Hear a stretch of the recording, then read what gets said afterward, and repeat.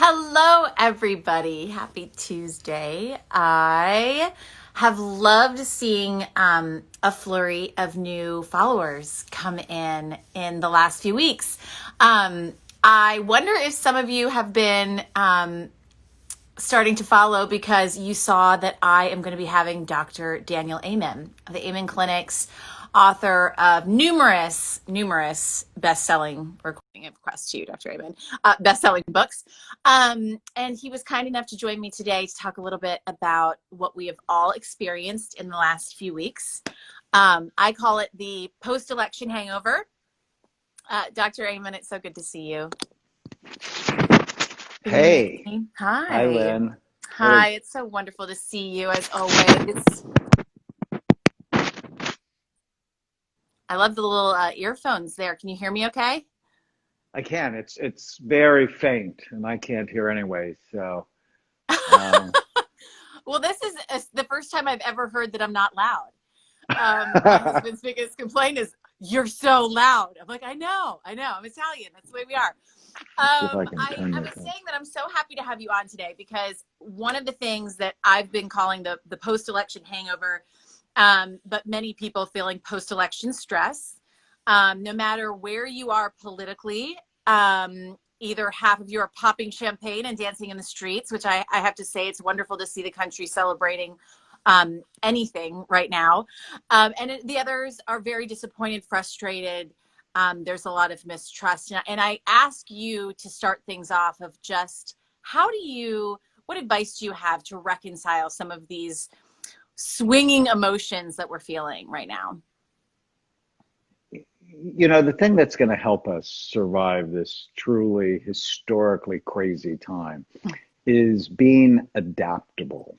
That's why humans have survived during really tough times, is we know how to shift from one state to another.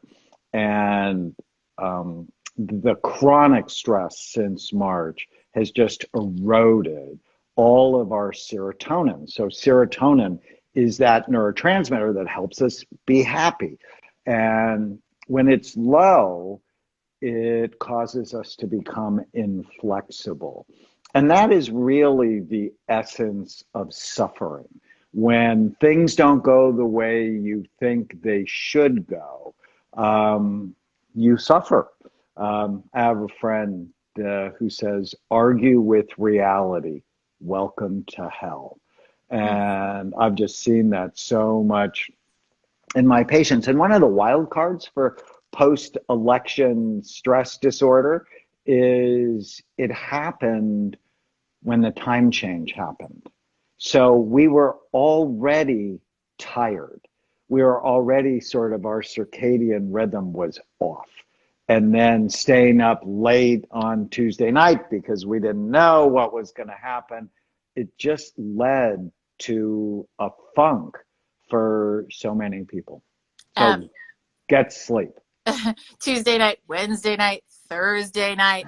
I mean, it just kept going. And that was what I think was hard for a lot of people. And even now, when you see that it's not 1000% resolved. I mean, we saw the president tweet this morning, "We will win this." It's a lot of uncertainty for people. When you say be adaptable, what advice do you have to sort of focus on letting go what you can't control?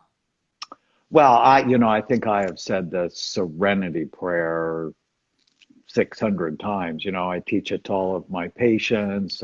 And a lot of people think it's related to people who have an addiction problem. They use it a lot at AA meetings. But it wasn't originally designed for that. It was originally designed to help people with difficult times. And it's the essence, I think, of mental health. God grant me the serenity to accept the things I cannot change, the courage to change the things I can, and the wisdom to know the difference. And a whole bunch of people think the election is not done. In 2000, the election was not done for, over a month. Mhm. And so I think being patient, going through the process. I think the Electoral College actually doesn't meet until December. And whatever happens, we are going to be okay. And just knowing that at your core will help you survive this difficult time. Just hearing you say that, I think for many people are comforting. Someone just asked a question, Dina7368, thank you for asking this. So why do some people, and this is pivoting to the pandemic, why do some people have such a bad reaction than others in this pandemic? So there's a term I like called brain reserve, which is the extra tissue you have to deal with whatever comes your way. And I first thought about it in people who survive car accidents or soldiers who survive blast injuries. It's like you could take two soldiers, put them in the same tank, expose them to the same blast, same angle, everything's the same. One of them walks away unharmed, the other one's permanently disabled. And you have to go, why? It depends on the brain health they brought into the accident. If one had played football, ate a lot of fast food, drank a lot of alcohol, the brain they brought into that accident wasn't very healthy. So in part, it depends on the brain we bring into whatever crisis we have. And the way to survive it is, and this is very different than most of my psychiatric colleagues, that you have to get your brain right, the physical functioning of your brain, and then your mind tends to follow. And so eating right, sleeping right. We talked about low serotonin, go with being cognitively inflexible. Exercise boosts serotonin, as does a certain way to eat, which is foods that are high in tryptophan, the precursor for serotonin, mixed with healthy carbohydrates. Because those foods like turkey by themselves doesn't get serotonin into your brain. You need a little insulin squirt in order to make that happen. So there's diet that can do it, certain supplements. I like one called 5-HTP, or my favorite of the bunch is that I take is saffron, because saffron has been found in 21 randomized controlled trials to help with depression.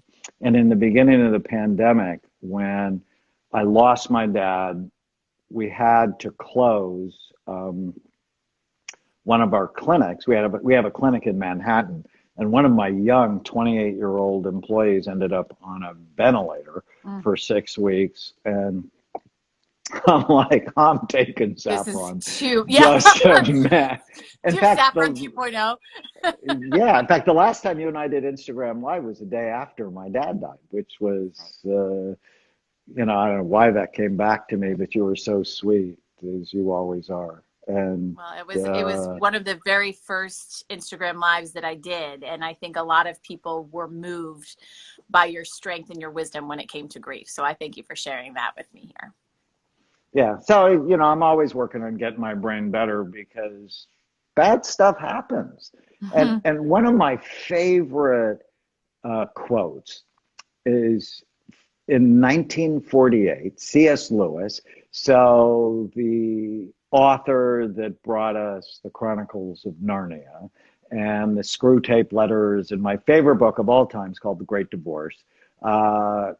He wrote about the atomic bomb in 1848, and you could just completely just replace COVID-19 with the atomic bomb. And he says, in many ways, we worry too much about the atomic bomb. You could have lived in the 16th century in London, where the plague visited us every year, or in the Viking Age, when you never knew if you were going to wake up to someone slitting your throat.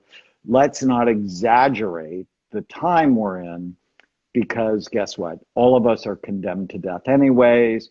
And if the bomb comes, or if the virus comes, let it find us doing sensible and human things like reading, bathing our children, playing tennis, whatever.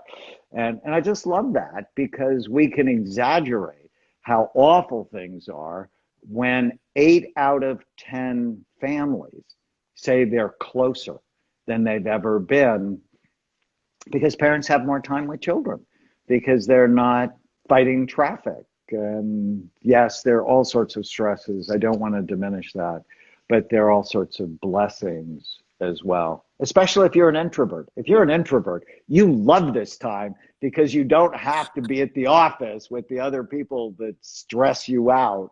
You love being alone. I'm so much more of an introvert than I thought I was.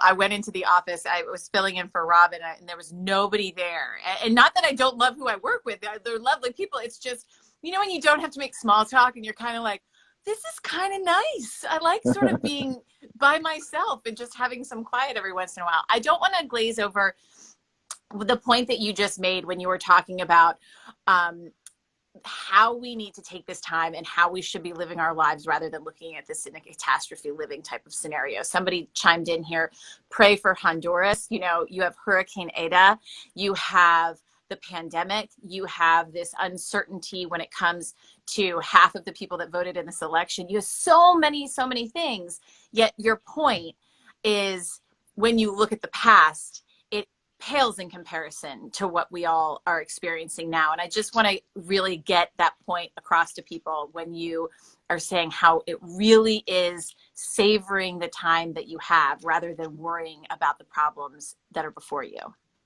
Well, and I worry about you because any news anchors where they're talking about negativity over and over and over and over, that sort of, you get something I call compassion fatigue. That's what psychiatrists get. And you really have to work to take care of your mind so that all that negativity doesn't begin to seep into your cells, because there's so many beautiful stories coming out of the pandemic as well. And I even remember the day my dad died, the interaction between the police officer and my mom was just so cute and so special. And he was just such a wonderful person that, if I let my mind think on those things, I feel balanced. And if I just focus on what's wrong, I feel wrong. And so where you bring your attention always determines how you feel. And one of my strategies, I stole it from somebody, I don't remember who, but before you go to bed at night, so what I do is I say a prayer and then I go, what went well today? And I do that every night. And since I've been doing this for years, the night my dad died, I did that. And, part of my brain is like, seriously? But I did it, and it just helped me go to sleep that night, which I always say with grief, fix sleep first. Because if you don't sleep, every negative thing becomes magnified.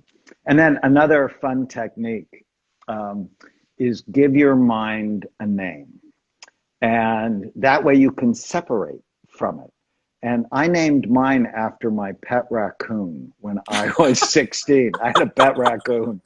And her name was Hermie. I actually didn't know she was a girl until she got pregnant. And Hermie used to talk incessantly. Just like over and over again, and didn't say anything. At least I had no idea what she was saying. And so I named my mind that. So when I can just notice the chatter and I can choose to pay attention to it or not to pay attention to it.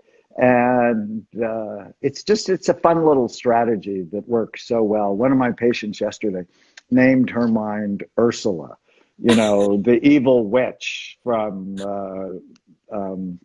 Little Mermaid. I love doing Instagram lives with you because I always learn something fascinating about you. A pet raccoon, that tops the charts.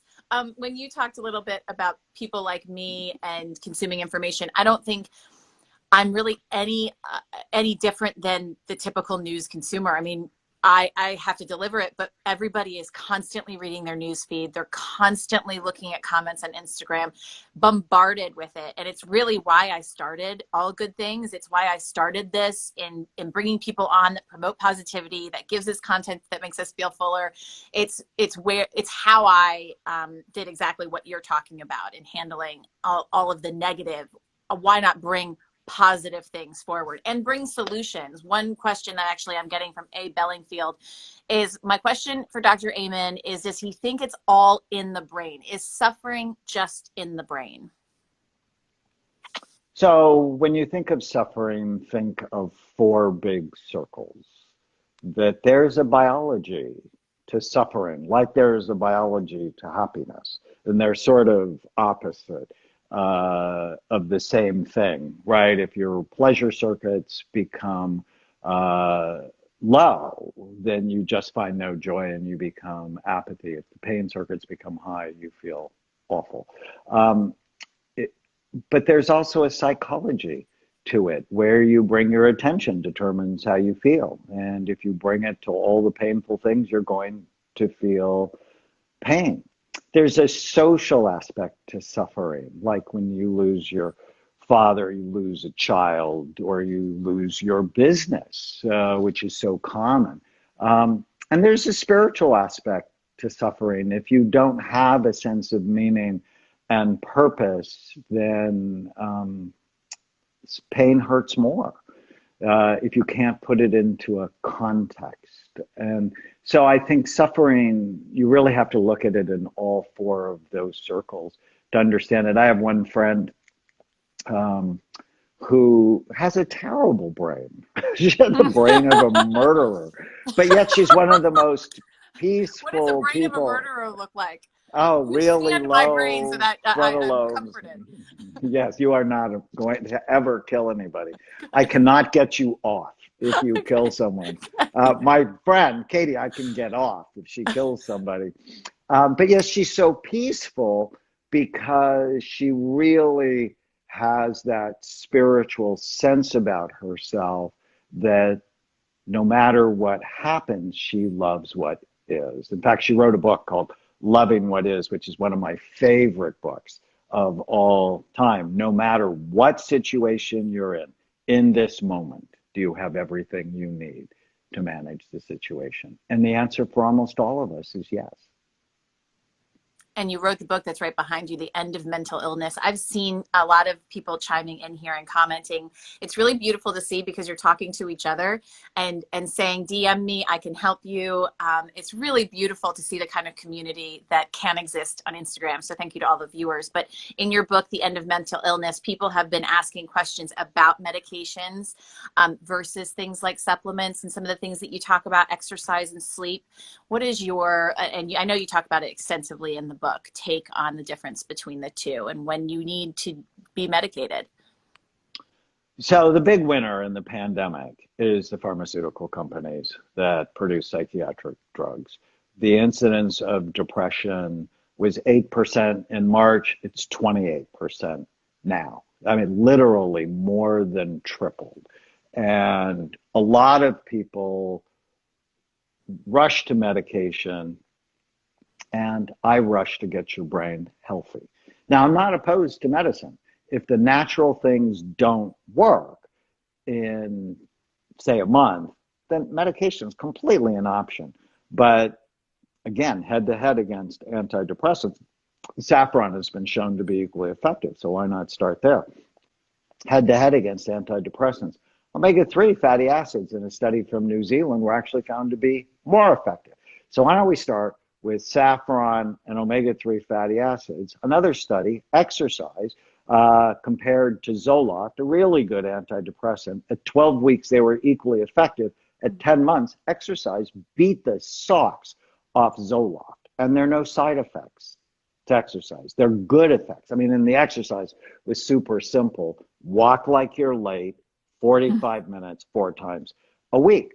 Also, learning how to not believe every stupid thing you think. So treatment called cognitive behavior therapy, I call it killing the ants, the automatic negative thoughts that steal your happiness, found to be equally effective. So if you're tracking with me, saffron, omega-3 fatty acids, exercise, and learning how to not believe everything you think, why not try that before you reach for Lexapro?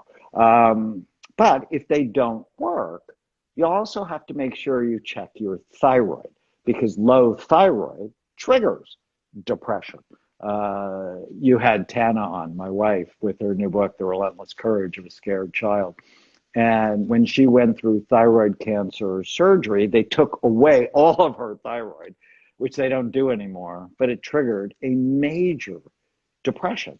And so let's just work to get our brains and our bodies right.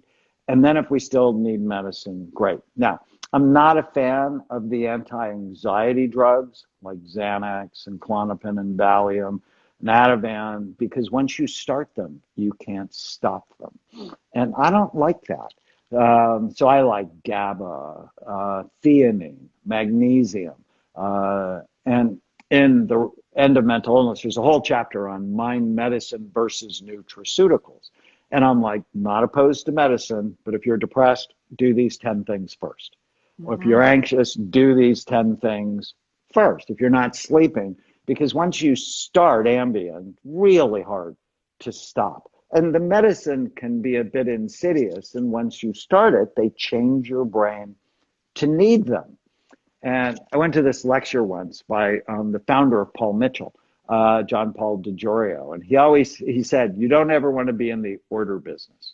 You want to be in the reorder business. And that's what pharmaceutical companies bet on. It's not like an antibiotic, you'll get rid of your strep throat. It's like once you start this, you won't stop it. And I'm not a fan of that. I'm a fan of let's get the organ of happiness, your brain, healthy. And, if you need it, great. Not the first thing to think about. And your book has all of that information, the end of mental illness, when it comes to what exactly you can do beforehand, before you look at that. Delissa Richard Wellness is chiming in, asking the question. I saw Dr. Amen's post today about removing people that disrupt your peace. What does he say about the people who claim this is intolerant or immature? This is so timely because, all these political posts that you see that may differ from your politics or whatever, and you're just sick of seeing people and you may unfollow them or something like that. And so if somebody may say, hey, that's not tolerating different opinions, or be more mature and get over it, what would you say to them? If they're toxic for you, it's just like pollution. Now, I would never say get rid of somebody of a different political persuasion, because that is intolerant. But if they're jackass about it, then I have, excuse me for saying this, but I read a book once from a Stanford professor, and it was called The No Asshole Rule. And so I have that at work. It's like, I don't get to be an asshole, and you don't either. That I hire people who I call it KCP, kind, competent, and passionate. And, you get to choose who you hang out with. Yeah. And if someone is chronically disrespectful, no, I'll see them as a patient, at least for a bit, right? Because it's my job. But it's not who I'm going to tolerate hanging around day in and day out.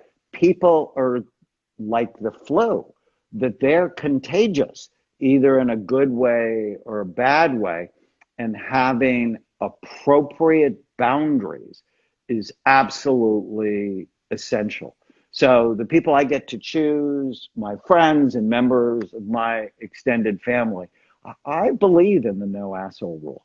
Because if you don't set appropriate boundaries and you just let people walk on you, well, guess what? You're teaching them to walk on you.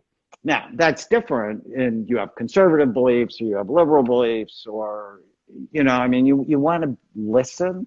And you probably see this, because I see this on news stations all the time.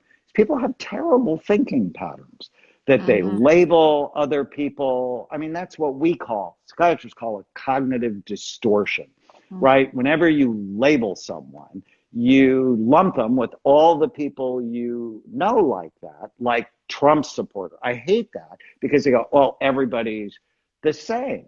And they're incredibly thoughtful people who supported the president, and they're incredibly unthoughtful people. And the same thing's true on the other side. Whenever you label someone, you lump them and you can't deal with them. And I see this on news stations all the time, and it's just not helpful. You get people yelling and screaming at each other. It's bad thinking that leads to the division. And there's actually an interesting study on people either far left or far right. They're rigid in their thinking.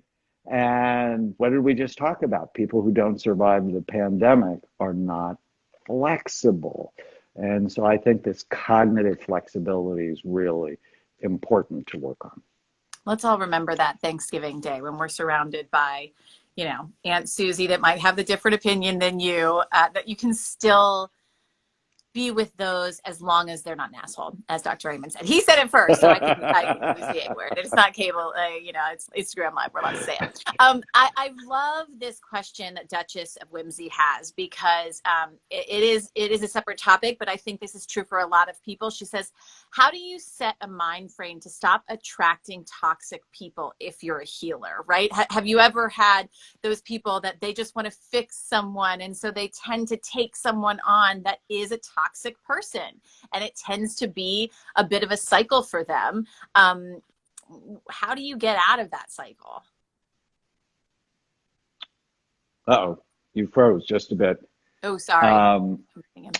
So you have to be careful. Now I'm a psychiatrist, and at Amen clinics we see 7,000 patients a month. And often when they come to see us, they're really struggling. And so I think having patience, and I always tell my doctors, the first year is the hardest because everybody you see is new and they are sicker. But over time, as people get better, you have a group of people that are really sick, a group that are getting better, and a group that's really well that you're just love seeing. So it's about being patient and having balance. And then making sure that's not your whole life. That when you go home, hopefully you go home to people that actually like you and are reasonably respectful for you. It's people really burn out when everywhere they turn, it's stressful for them.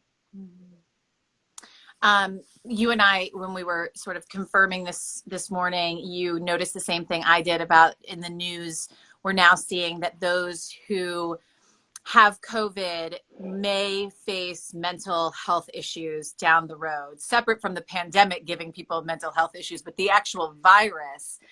As a psychiatrist and a brain expert, why is that, do you think? Because the virus also attacks the brain. The brain is one of the organs the virus tends to set up shop.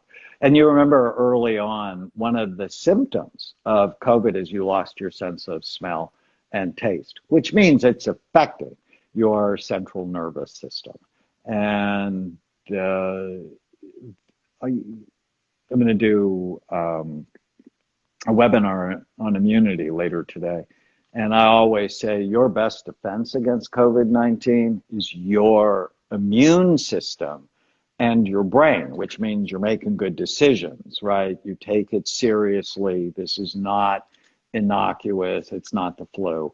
And you make good decisions. But then you optimize your vitamin D level. You take 20 milligrams of zinc. You take extra vitamin C. All of those things just are supporting your immune system and reminding your mind, I need to do good things for my immune system, which means you're not drinking very much alcohol. That trashes your immune system. You're not eating bad food, which upsets your gut. Gut health has 60% of the immune tissue in your body. So really taking your brain is critical during this time. And isn't that funny? Because we all make a joke about the COVID-19 pounds, right? Because everybody's drinking and eating more. And your point is that's actually the most important thing that you should be focusing on is reducing alcohol and focusing on good health and eating. Right. And the chronic stress we're all under puts fat on your belly. I mean, I hate that part. It was, I don't know, I think it was like June. I just noticed my clothes were tighter. And so I actually put a tape measure around my waist, and I put on 2 pounds, 2 inches around my waist, and not like 2 or 3 pounds, But I was horrified. And so I got really strict with what I ramped up my exercise and I lost that. But I just know that's what cortisol does. So cortisol is that stress hormone that when you're faced with danger, you're faced with uncertainty, cortisol goes up, which makes you hungrier. And, we just need to be more diligent about loving ourselves. And people go, but I love Rocky Road ice cream. And it's like, yeah, but it doesn't love you back. But I And love red wine. yes, but I know. it does not love you back. And I don't know if you've ever been in a bad relationship. I've been in bad relationships. And I'm not doing that anymore. I Yeah. am not Lucked doing out the that end, anymore. though. I am only going to be in love with people or foods that love me back. And speaking of the person that loves you back, your amazing wife, Tana, was on Instagram Live with me. Her book is coming out January 5th, is it? But there's a pre-order that people can go to. It's Relentless Courage, and it's relentlesscourage.com. Is that right? And Dr. Amen, I have just always looked to you as just such a wealth of information. What started as just one segment on my show turned into a week on my show, turned into a great friendship where you just continue to give so much to the audience. And I'm grateful for that. Well, I'm grateful for you and for what you do, but just our friendship, and help me spread the word that, it's not mental illness, it's brain health. Get your brain right, your mind will follow. And it impacts not just you, but also your babies and your grandbabies. So You if we are, think and I about think that, about that.